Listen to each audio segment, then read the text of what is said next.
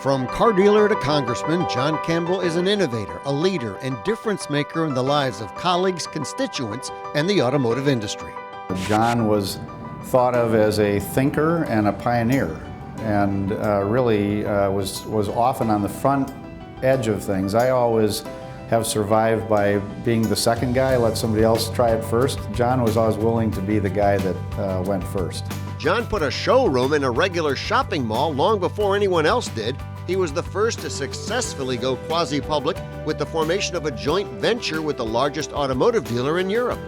His innovative one-price selling policy brought in not only customers, but rave reviews. When other people were doing the traditional car business, you were the one that introduced the no-haggle pricing. And people were really skeptical of that, but you stuck to your guns, and you always wanted to have the car buying experience be a pleasure. And I really appreciate that about your leadership. In 1988, he was an Automotive News Newsmaker of the Year at the age of 33. A year later, he was a Time Magazine Quality Dealer Award nominee. John's reputation was always of high integrity, a very, very high quality operator. While a car guy at heart, in his head he's a numbers guy, a CPA with a bachelor's degree in economics from UCLA and a master's degree in business taxation from USC. That served him well in the car business, and then he came to me about, 15 years ago, says I'm going to run for public office. And I said, "You're nuts." And he said, "Well, I'm going for a state office." And I said, "I'm behind you." His vision and leadership led to a successful run for the state assembly in 2000, propelled him to the state senate 4 years later, and in 2005 he was all over the TV news with a winning race for Congress. I appreciate that John left the car business and went into politics. It's not an easy thing to do, and I'm glad that as a car dealer, and especially an Orange County car dealer, that we had a representative in Sacramento and then in Washington, D.C. That understood firsthand the trials, tribulations, and the aggravations of being a small businessman in California. So, John, thank you for that. The Orange County Auto Dealers Association has always been behind John, and John's always been behind us too. He's done a good job for business, no question, and for the country for that matter. I had the pleasure of working with him when he was in the state legislature.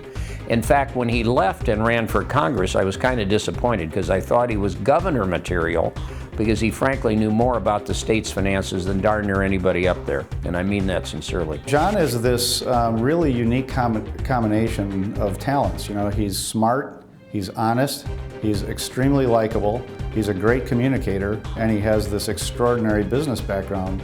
So first of all, what more could we have asked for in a representative? And secondly, it's been invaluable. I mean, the period that he's been there have been some major issues, not only for America, but for business in America, and John was the one guy who, again, had the credibility, had the intelligence to understand the issues, the credibility because people trusted him, knew that he's ethical and a likable personality, so he can be convincing.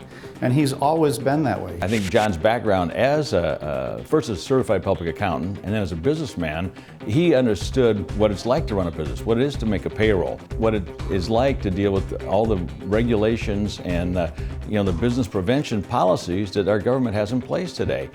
Thank God we had a voice in Sacramento and in Washington, D.C. Peter Welch, who headed the California Dealers Association and now leads dealers nationally, worked with John in Sacramento and the nation's capital. Well, the remarkable thing about John as a politician is he could always find the center. If the gentleman from California... On some issues, John found common ground with Democrats like Barney Frank. The bill that Mr. Frank and I have proposed. Mr. Campbell and I have already had some meetings, and that relationship with the powerful committee chairman was later crucial when John introduced an amendment to exclude dealers from being regulated by the Consumer Financial Protection Bureau.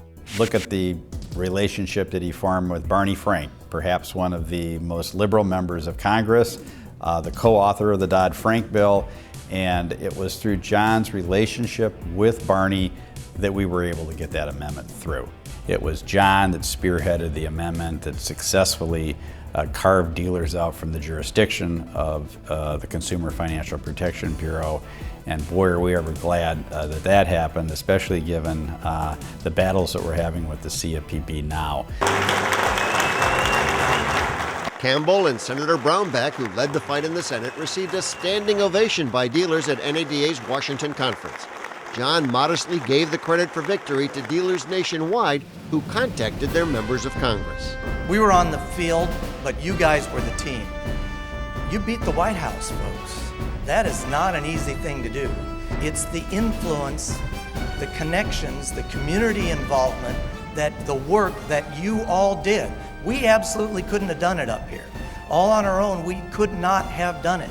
While humble in victory, John was our captain and coach on the issue. No surprise there. He's always been a strong leader, one focused on building a winning team, as former employees can attest. He's extremely loyal to his employees, treats us like family. Oh, it was a blast. I'll tell you, it was just awesome. We had a great family. Everybody just got along super, and we sold a lot of cars, made a lot of money. You just enjoyed every minute of it. I really appreciate your friendship, the camaraderie that you developed with our entire team.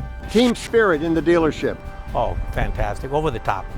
Over the top. I mean, the team spirit, everybody pulled together. And I would like to thank John for giving me the opportunity and the help that he has given me all these years. John, thank you again from me and my family. I've seen what kind of honesty and integrity John has, and it comes from not only his parents, but his wife's parents, Catherine. He's now passed it on to his two fabulous sons, Logan and Taylor. Kudos go to Catherine. Being the wife of a politician, traveling back and forth to Washington for a number of years is not an easy task.